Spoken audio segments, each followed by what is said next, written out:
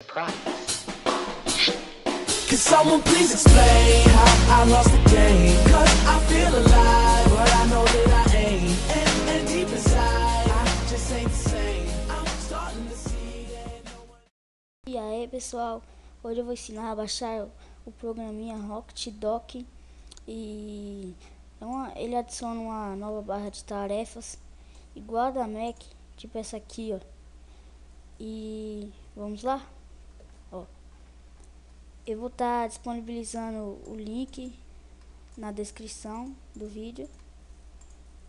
E vocês cliquem aqui em baixar. Esperem, vai começar a baixar. Não vou baixar porque eu já tenho, então vamos lá. Baixou? Beleza. Dê Enter. Executar.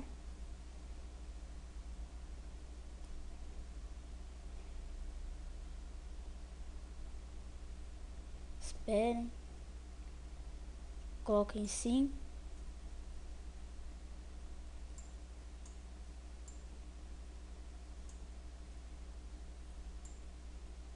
Coloque em sim. Já foi. Quando abrir, pessoal, vocês coloquem próximo, decline.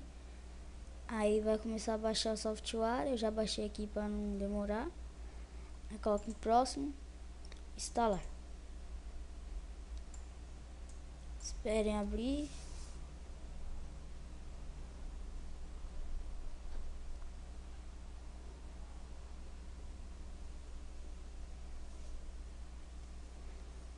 Não abriu? Beleza. Vamos aqui. Downloads. Cadê?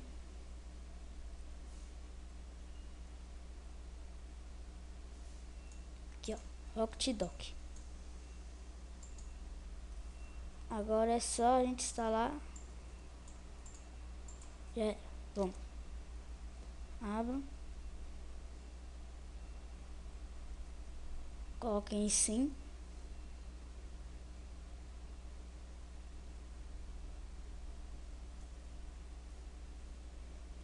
Brasil, é lógico.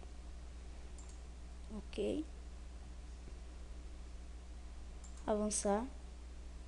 Coloquei eu aceito termos de contrato. O de cima. Aqui é onde a pasta de destino, onde vai ser instalado. Avançar. Criar ícone na área de trabalho. Clique. Marque a caixinha. Instalar. Agora está extraindo.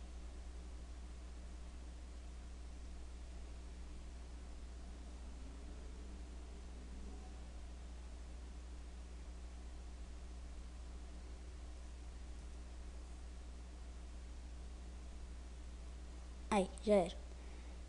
Concluir e pronto. Agora vamos aqui e abra Rocket Dock.